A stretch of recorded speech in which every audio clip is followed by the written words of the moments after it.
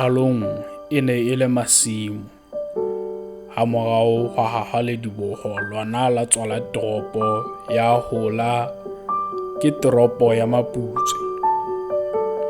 Toropo ya Maputsoe e fumaneha seterekeng sa Leribe ebile e le yona e kgolo ho feta ditoropo tse ding tse 4 tse fumanehang seterekeng sona sena. Toropo ena e na le batho ba ka hakanyetswang ho 70,000 le tse 80 ba phelang ho yona.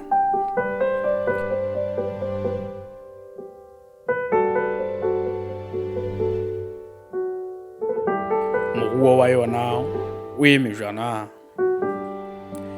E na le difeme tse 37.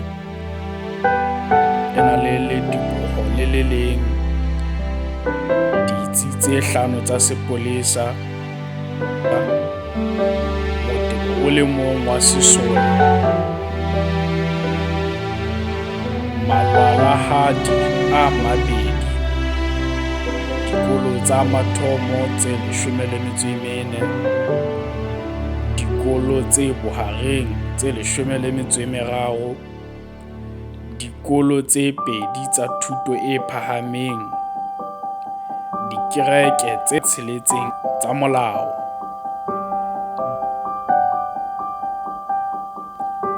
hotele e le nngwe le matlo a 6 a bodulo ba baeti, dibanka tse 4, dikaraje tse 6, disupamakete tse 23, stadium se le seng le mabala a mang a 2 a setjhaba a bolo ya maoto le ditsi tse 4 tsa kokelo.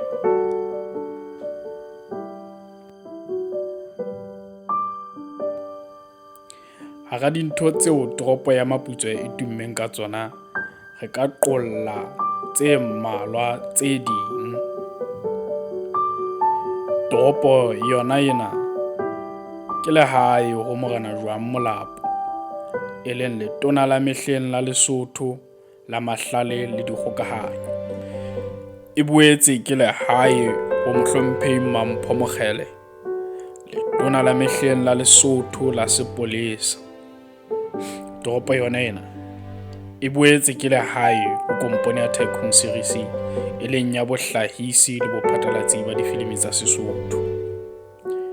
Ke toropong yona ena moo hlahang dikgalala tse kang Dithuamajwe, Papazi, Magna Maestro le Zimbabwe.